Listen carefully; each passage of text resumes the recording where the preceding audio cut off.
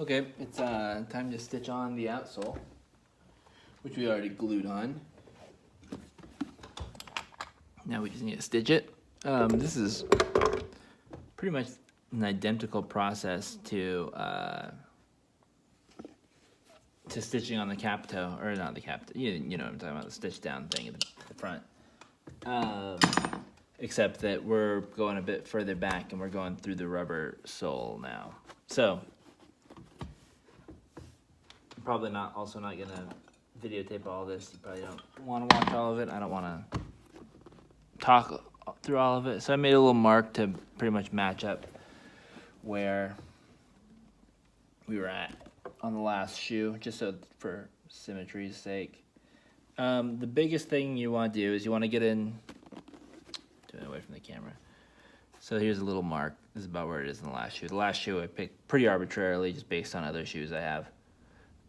You want it to come back so the heel does cover up the back few stitches, and that's pretty much the only real requirement for what you're doing, is that it overlaps with the heel a bit. So you want to come in here. I have my little pronging tool. I'm going to whap it, make holes. I'm going to put them in nice and tight, but we're going to be going down straighter than we were on this really angled front where we're trying to pull it in. This is really just all about attaching this rubber in a solid fashion to the midsole. And that pulling that last out really did do a little bit of pulling on those pegs. Oh well, what can we do now? Nothing. Yeah, so hammer holes, stitch them through. This rubber stuff is actually not too hard to go through with a sharp awl. It'll pop through, but it wants to also close it behind it, so it's a little bit tricky getting the needles through because it does like to close up, but it also gives a lot. It's easy to poke through. It's more about the durability of walking on it and that sort of thing, rather than durability from prodding it with a needle. So I'm gonna go all the way around, click, click, click, click, click. Right here, I'm gonna make extra sure to get in tight so that, because we're gonna have to sand off all this leather overlap right here, and we wanna make sure that when we sand it,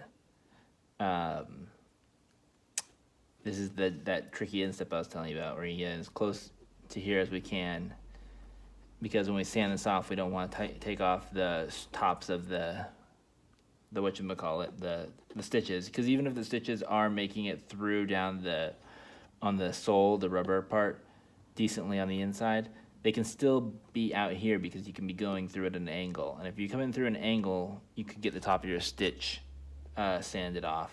That would not be good. That was why I had 2 sets of stitching holes in the last pair, because I put some holes and I realized those holes were going to get sanded off. And then we're going to come out here and we're going to go right around the outside, real snug against this first stitch down, but right just outside of it. And click, click, click, click, click, click, all the way around, tightly as possible, and then come back and do right down the other side to match the same point on this side. And you kind of just you actually want to go in, not too much of an angle, pretty straight, consistent as possible, because, I mean, it's the bottom of the shoe, so it doesn't really matter, but these stitches will show. These are the stitches that are going to be going around the outside of this. So when you have your legs crossed up like a proper little boy or girl, people are going to see the bottom of your shoes, and they'd be like, who the fuck stitched that shit? Looks like some amateur bullshit. And you'd be like, yeah, it was. This is my first pair of shoes. I made them. And then they'll be like, whoa. And then you'll be like, ah. And then you'll be like, eh. I'm just rambling because I know no one has made it this far in these videos. There's way too many of them. But yeah, be careful on this side too. There's a little bit of overlap. Less, so it's not as tricky as the other side because it's not as slanted inward. But yeah, we're going to do that. I really wanted to get these done today. That's probably, definitely not going to happen. There are still too many things to do. Especially if I'm not able to use the belt sander. The biggest pain in the ass is that my garage isn't insulated and the neighbors hear it, so I can't use the belt sander after 10 o'clock at night. That's why I'm doing this shit during the day when I should be doing other work. But, yeah. I'll do a couple stitches right here just to get us going, and then I'm going to turn off the camera. So, I think I'm going to start right there. Let's see. And now that your last is out, you can just pulls a little bit, so you can really play with it. My rawhide hammer. Again, these are just marking the holes. These aren't really punching through anything. They leave a nice little rhombus behind that'll oops, let your stitches look nice. I completely missed that first hole. That's stupid of me. Well, that's gonna look fucked up. Oh well. It's supposed to be more like that. Do that. It's gonna have more of an even stitch.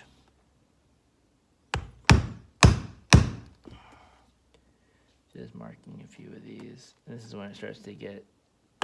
We have to be wary of the narrow. Okay, I'm gonna do that for now. That should be fine. I think those bad stitches that I made are actually gonna get covered up by the thread itself, so that's fine. And then, like, this is, I know I said not too much of an angle, but this is about as straight as I can do. The other thing to be careful of is if you're all scraping up the side of your boot. I think I'm gonna leave a little scuff on this one so I can show you as an example. I didn't do it to show you as an example, but I think it's gonna end up being an example. Okay, and the other thing is your thread. This is gonna be a long ass thread. I guess you could do multiple and try to come in and connect them or whatever, but I'm doing one long ass thread. And I'm also saddle stitching this where most people will just do a lock stitch on this, and it's probably the smart thing to do, and it'd probably save you some time, and it would make you not have to deal with this crazy long thread. But that, like I said, that fucking lock stitch thing shattered and went through my thumb, and now I'm very wary of using it. It was not a pleasant experience. It wasn't like go to the hospital or anything, but it bled and it hurt. Here's 4 lengths. 7 lengths worked pretty well in the last thing. 6 lengths. So I think I'm gonna go 7. And hope it doesn't come up short. I don't know where my scissors went. Use a razor blade. Okay. Be sure to have really high quality needles for this too. This is going to do a number on your needles. I'm using these John James leather needles. They've worked really well for me so far. I've bent a few. I bent one when I was stitching on the outsole of the last shoe. And you're going to want a thimble too, because the hardest part is me pushing these things through the leather, the midsole and the outsole. I'm gonna double lock these ones. Sorry, I'm out of frame, but I'm just doing double lock.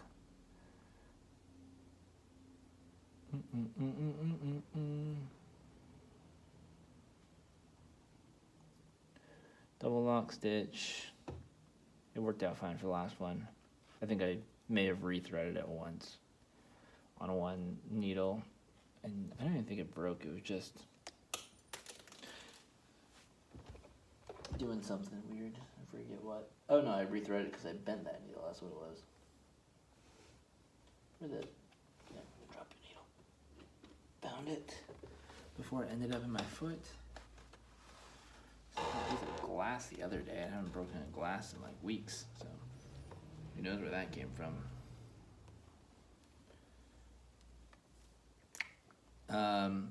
So yeah,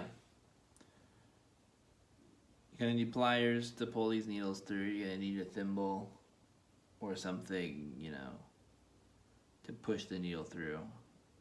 I was pushing one through the other day with a thimble, or with something that wasn't a thimble. Maybe the side of the pliers, and my finger slipped, and the back of the needle went into my thumb. That was horrifying. It hurt. And it's still hurting. No, it healed up, but I didn't like it. All right. So, we got our one hole, our awl. I didn't scuff the boot too bad. There's a little tiny scuff there. Anyway, poke this through. You're gonna see. They can like see the needle like trying to find its way out, like the rhino face on Ace Ventura 2. Kind of pushing against the rubber. So you get it.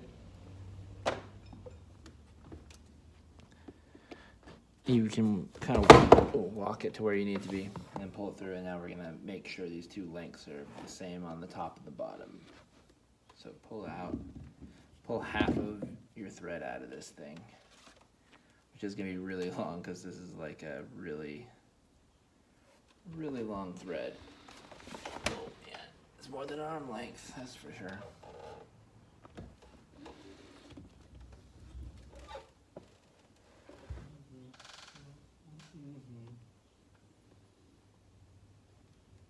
Holy cow, that second pull was like exactly precise.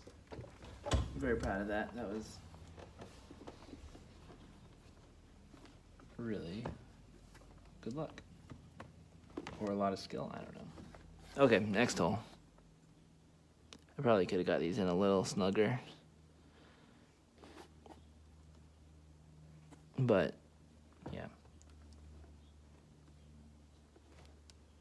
That'll be fine. Yeah, whatever. I'm gonna stick with these holes instead of setting new ones. The thing is, at least in my case, the awl can get in a lot. Am I bumping the phone with my head? I think I bumped the phone. Okay. The awl can get in a lot tighter than the pricking tool. So, don't always really hammer that pricking tool in if you think you're gonna need to get it extra tight, like around the waist. I will probably use the pricking tool to just very lightly mark out the spacing of the stitches, and then take the awl to actually go in even tighter. I do have a wheel too. I could probably use. The wheel actually probably wouldn't get in there very easily. So this is so going down through the sole is the easy part.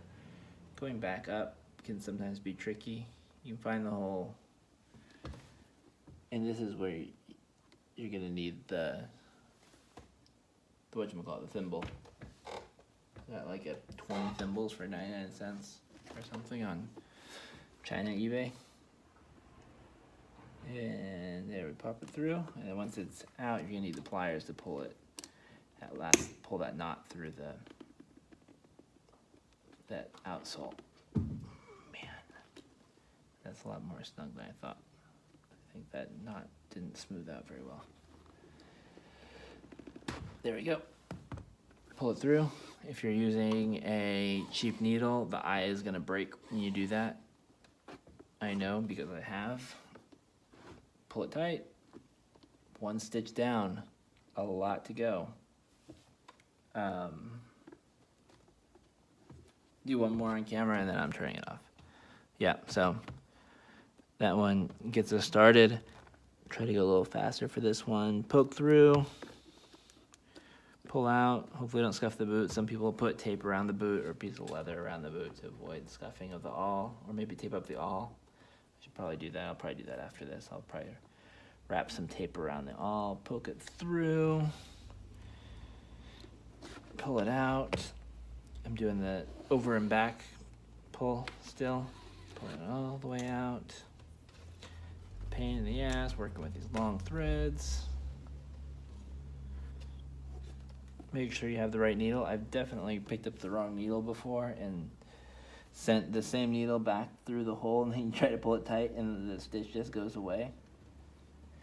Yeah, you can do all, or you send it through its own thread and it gets all tangled up and combobulated and fucked up. There's a lot of ways to fuck up when you're stitching if you're not paying attention. And most of the time you're not. Scoobert, stop it. Don't play with needles. Hey! Please don't.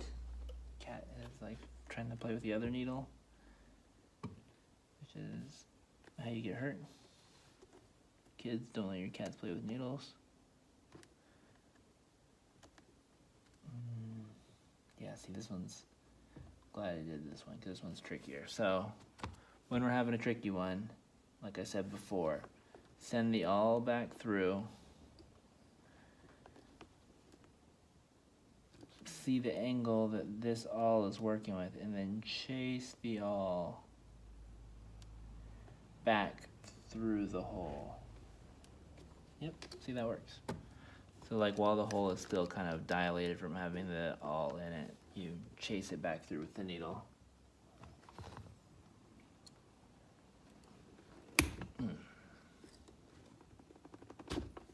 Really wish I had a better way to do a lock stitch. Maybe somebody makes lock stitch needles that don't break. Also, I just had a hard time pushing those lock stitch needles through the midsole. They're just not. That was what broke them. I mean, it just did not want to go through that tough midsole. I have it right here. I can try it again. It's got a little bit of a curve on it. Let's try to get really into those tight ones, but still come down straight. Let's give it a go. Let's see what happens when I try to poke through. I'm going to kind of angle this. I was cheating for the camera a little bit before just because it could. Yeah, like there's just so much stress on that needle.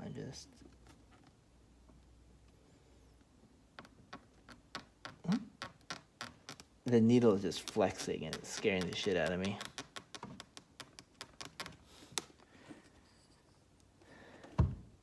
Yeah, I'm not going to do this. There's so much flex in that needle when I'm putting some pressure through it. It's sharp. I mean, it feels sharp to the touch, but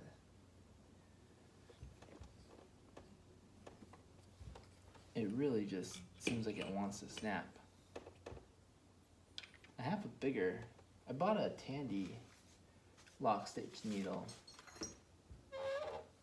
This is a straight one, but it wouldn't fit.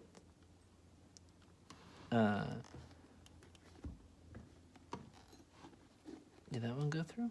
No, it didn't. It wouldn't fit in that tool that I have. I definitely trust the Tandy one a little bit more. But it's a shorter needle. And I just could not get it to fit in that tool. It's too thick.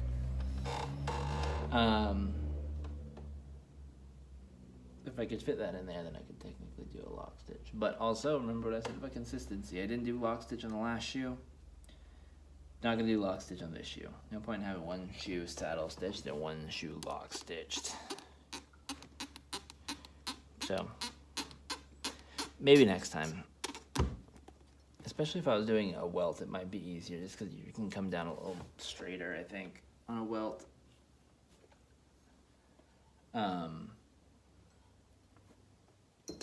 But yeah, I'm gonna make slippers next time. Not on video, just in general. Just for me. Some suede slippers for the summer. It's supposed to be 110 degrees this weekend, so could definitely use something other than boots to wear. But once I get that, I'm probably gonna do a hand weld on those. So I'll try the lock stitch thing. Seems like a good time to try it. I'm sure it's better if I can actually learn how to do it. I'm sure I'd be a happier camper.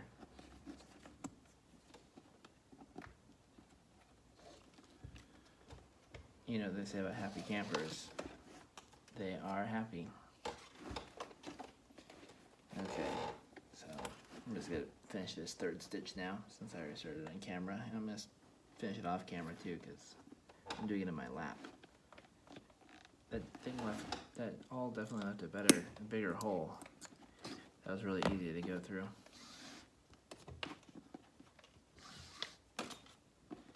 Okay. 3 stitches down.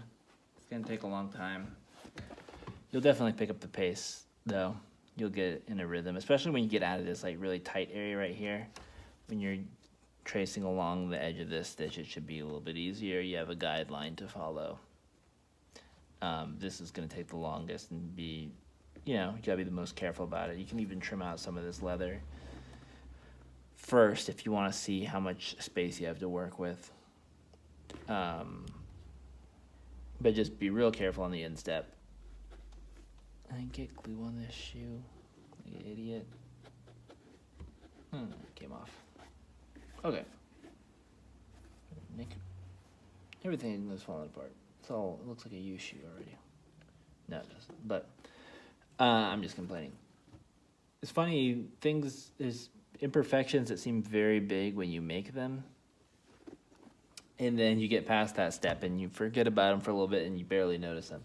Like this, like I'm just remembering now, like this stitch right here, I messed up pretty good. And like, I remember thinking, man, I fucked up that stitch. This whole boot looks like shit. And then I remember thinking like, oh man, that broguing hole is slightly higher than the other ones. Man, I really fucked up. Maybe I should start over. But then you get past it and you're like, no, I'm on to fucking up this. That was a previous fuck up. Like, I'm not worried about that. And when you stand back and look at it, you just, all the little fuck ups kind of go away. You're happy you have a shoe. This one, the fuck up on this part was this part right here on the toe. It, you can see it's a little misshapen right there. It's probably completely blown out with this light. It was just because it's a little bit thicker part of the cap thing I used, the piece of horse leather that I used to do a puff on this shoe was a little bit thicker there, so I couldn't tuck it in as tight. And it's also picking up some of the slack because it's going around a curve up here, so it starts to wrinkle. And then it came in a little bit too tight right after that because I was worried that I wasn't going to have enough midsole. So I don't know. It's a little bit fucked up on the shape up here, but